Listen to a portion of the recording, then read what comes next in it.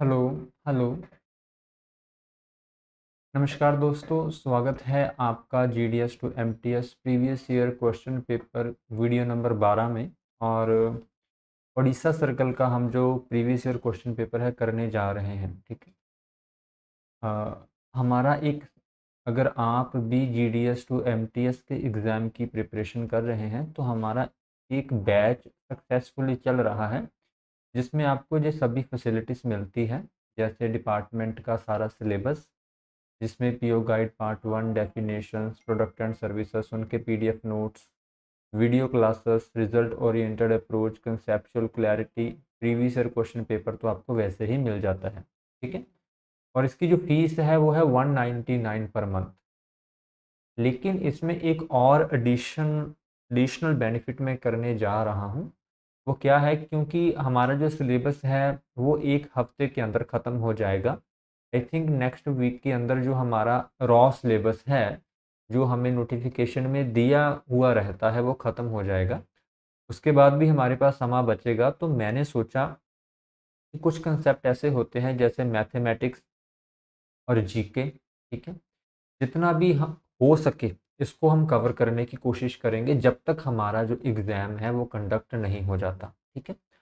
और साथ में मिसलेनियस लेक्चर भी मैं प्रोवाइड करवाऊंगा, सेकंड लास्ट ऑप्शन देखिए। क्योंकि जो क्वेश्चंस आते हैं वो पूरी तरह सिलेबस से नहीं आते, सिलेबस से बाहर भी क्वेश्चन पूछे जाते हैं। तो मैं क्या करूँगा कि जो भी मुझे लगता है कि इम्पॉर्टेंट टर्म्स हैं जो कि सिलेबस से बाहर जिनको पूछा जा सकता है, उनको हम डिस्कस करेंगे, ठीक है। हाँ, जो अगर हम थोड़े से भी और नंबर ले सकें तो हम बाकी कंपटीशन से अलग जो है दिखेंगे। तो एक तो इसमें आपको मैथमेटिक्स मिल जाएगा, मैथमेटिक्स की जो थ्योरी की क्लासेस हैं मैं लगाऊंगा, ठीक है। उससे आपको जो बेसिक क्लैरिटी मैथ्स के बारे में हो जाएगी। उसके बाद जीके की क्लासेस लगाएंगे, मैथ और जीके बाद में लगाएंगे। सिलेबस ख़त्म होने के बाद पहले हम जैसे इम्पोर्टेंट जो फुल फॉर्म है उनको करेंगे, जो इम्पोर्टेंट डेट्स हैं उनको करेंगे। उसके बाद मिसलेनियस के जो टॉपिक्स हैं जो बाहर से पूछे जा सकते हैं, जैसे आईटी मॉडर्नाइजेशन का टॉपिक है ना, उसको पढ़ेंगे, ठीक है। तो जिस भी मेरे दोस्त ने इस बैच को ज्वाइन नहीं किया है वो बड़ी खुशी से कर सकता है। आप जब भी इसको ज्वाइन करेंगे तो आपको जो पिछली वीडियोस हैं वो सारी साथ में ही मिल जाएंगी, ठीक है। हमारे एग्ज़ाम को अभी 2 मंथ ही बाकी हैं, तो यह एक सही समय है अपना डिसीज़न लेने का। तो आप जल्दी से जल्दी इस बैच को ज्वाइन कर लीजिए, इससे आपको बहुत बेनिफिट होगा। बाकी उसके बाद आपको खुद को ही अपने आप को नरिश भी करना होगा, ठीक है। चलिए अभी हम अ, आपका जहाँ तक मैं धन्यवाद करता हूँ। अभी हम जो टॉपिक शुरू करने जा रहे थे, उड़ीसा सर्कल का प्रीवियस ईयर क्वेश्चन पेपर, इसको जो पढ़ना शुरू करते हैं, ठीक है।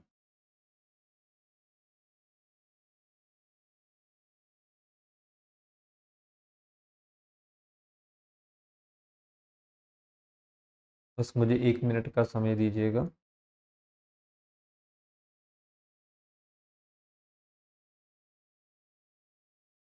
तो जो पहला हमारा क्वेश्चन है, जिसमें हमसे जो नॉर्थ ईस्ट पोस्टल सर्कल है उसके हेडक्वार्टर के बारे में पूछा गया है।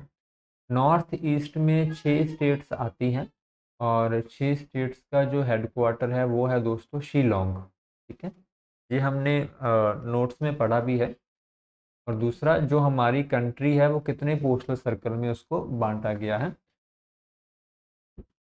जो दूसरा क्वेश्चन है जिसमें हमसे पूछा गया है कि हमारी जो कंट्री है उसको कितने पोस्टल सर्कल में बांटा गया है, तो टोटल 23 पोस्टल सर्कल में इंडिया को बांटा गया है।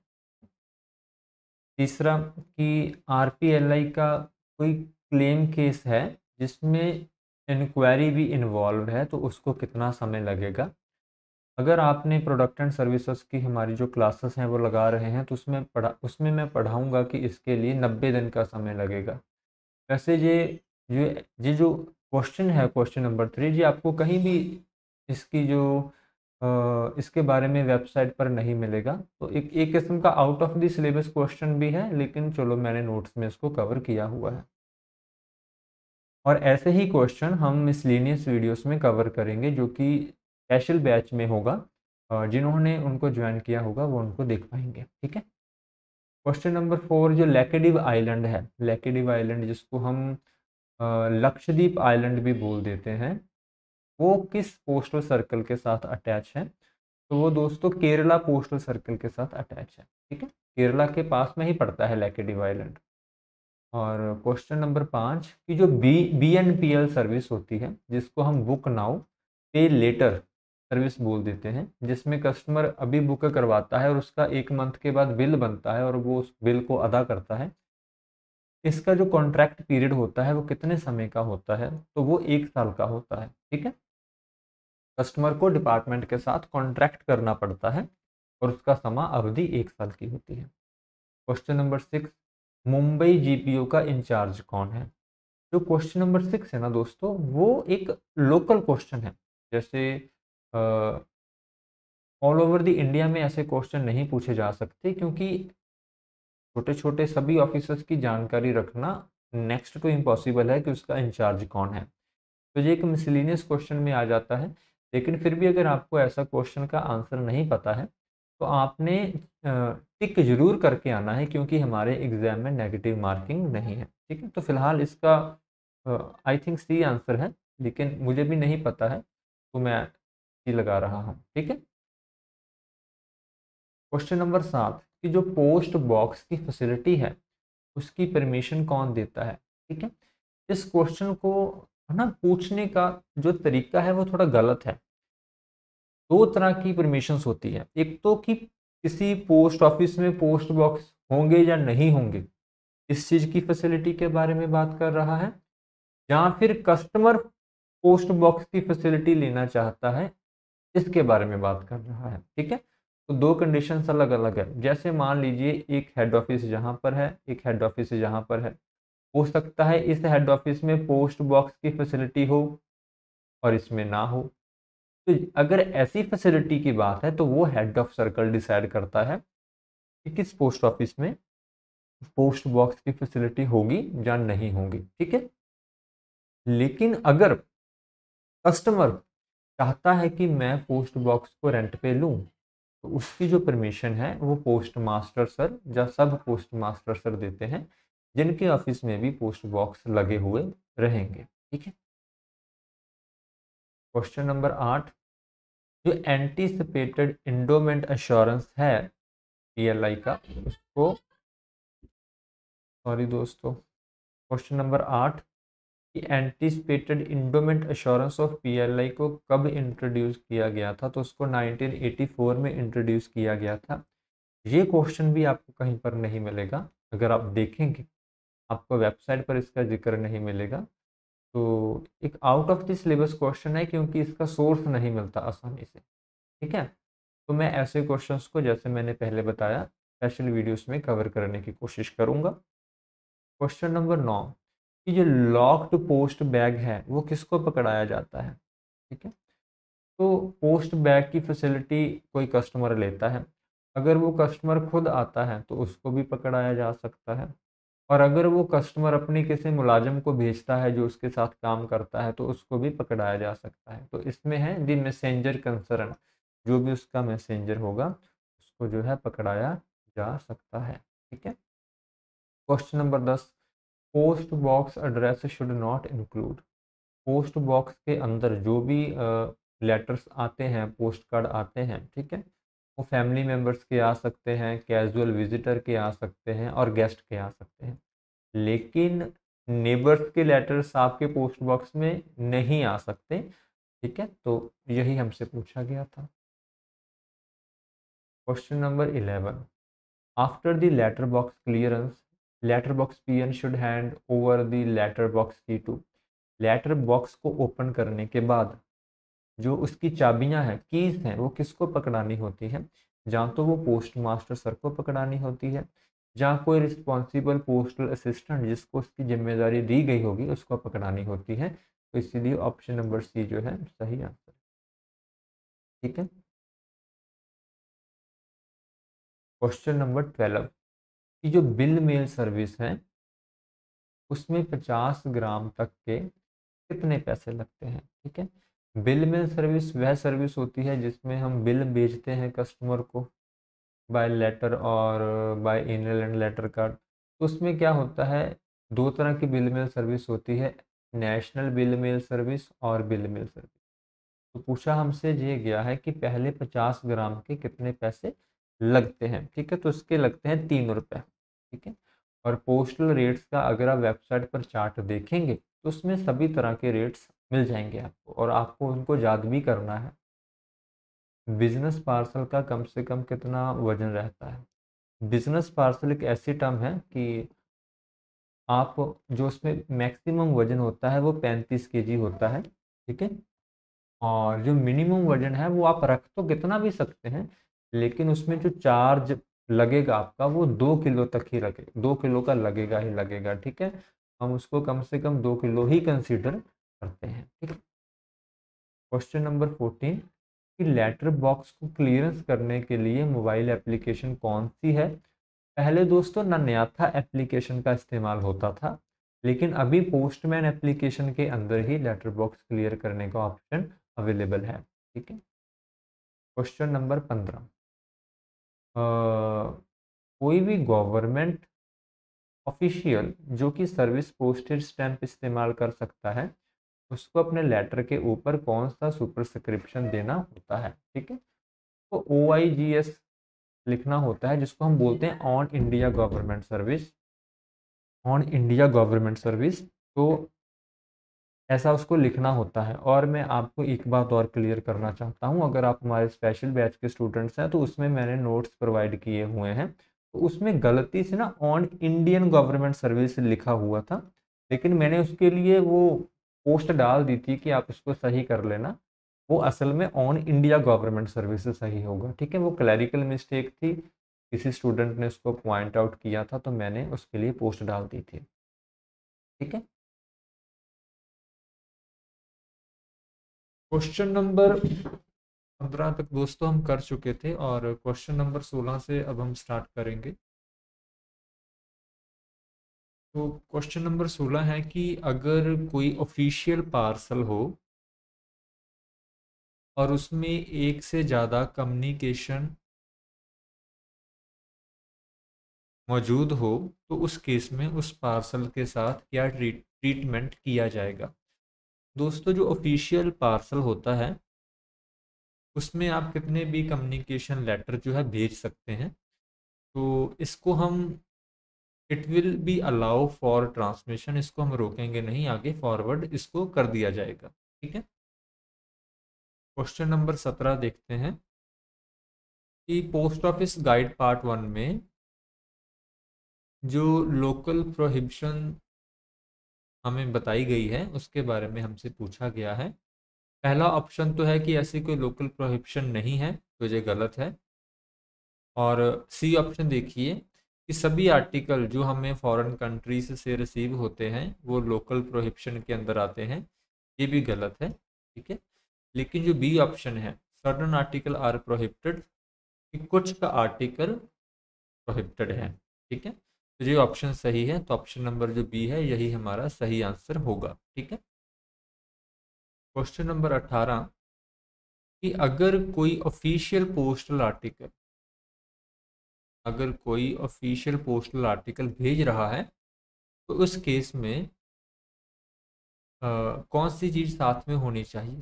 दोस्तों अगर कोई कस्टमर या कोई designated authority official postal article भेज रहा है तो उसको अपने सिग्नेचर और अपना डेजिग्नेशन साथ में उस लेटर पे लिखना होता है। जैसे मान लीजिए ये एक ऑफिशियल लेटर है, जहाँ पर OIGS लिख दिया भाई उसी अथॉरिटी ने, लेकिन जो जहाँ फ्रॉम होगा ना, जहाँ एक तो डेजिग्नेशन लिखा जाएगा और एक उसके सिग्नेचर। ठीक है। वो अथॉरिटी खुद भी सिग्नेचर कर सकती है, और अगर उनके असिस्टेंट कोई हैं जो उनके लिए जो मेल को प्रिपेयर कर रहे हैं, डाक को बनाते हैं, तो उनके साइन भी चल सकते हैं। ठीक है। क्वेश्चन नंबर 19 कि स्पीड पोस्ट के कितने पैसे लगेंगे अगर दो जगह के बीच जो डिस्टेंस है वो 200 किलोमीटर से 1000 किलोमीटर है और उसका जो वजन है वो 205 ग्राम है। ठीक है, तो इसके लिए हमको स्पीड पोस्ट का जो टैरिफ है, उसका जो चार्ट होता है ना स्पीड पोस्ट का, उसको उसका पता होना चाहिए। जैसे वेबसाइट पर मेल्स में जाएंगे, प्रीमियम सर्विस में, स्पीड पोस्ट में, डोमेस्टिक स्पीड पोस्ट में, टैरिफ स्ट्रक्चर में यह चार्ट आता है, आप देख सकते हैं।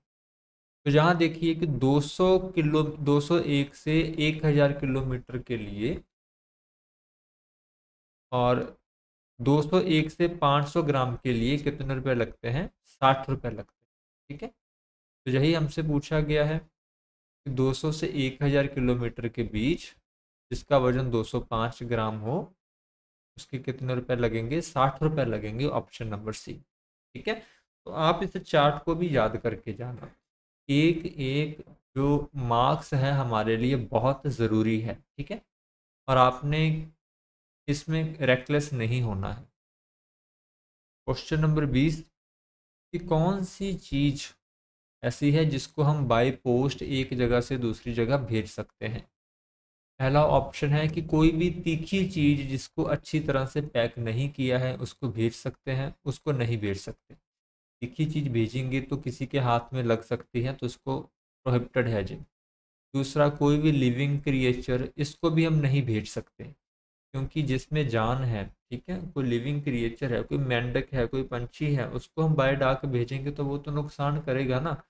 पोस्टल आर्टिकल्स का भी नुकसान करेगा, किसी एम्प्लॉय को भी हार्म कर सकता है, तो इसको भी नहीं भेजेंगे। तीसरा, अगर किसी लेटर पर कोई गंदी फ़ोटो बनी है, न्यूडिटी की फ़ोटो है, तो उसको भी हम नहीं भेजेंगे। तो option number D, none of the above, हमारा सही आंसर है। क्वेश्चन नंबर 21 की जो टीडी है, जिसको हम टर्म डिपॉजिट बोलते हैं, उसका जो इंटरेस्ट है वो एनुअली मिलता है, साल बाद मिलता है। ठीक है, और जो इंटरेस्ट लगता है वो क्वार्टरली लगता है, हर 3 महीने बाद। ठीक है, तो option number A. Question number 22 कि अगर जो सेविंग बैंक का अकाउंट है उसमें जो कम से कम 500 रुपये का मिनिमम बैलेंस मेंटेन करना होता है, कस्टमर अगर उसको मेंटेन नहीं करता है तो कितने पैसे लगते हैं? उसको नॉन मेंटेनेंस फीस बोला जाता है, वो 50 रुपये लगते हैं दोस्तों।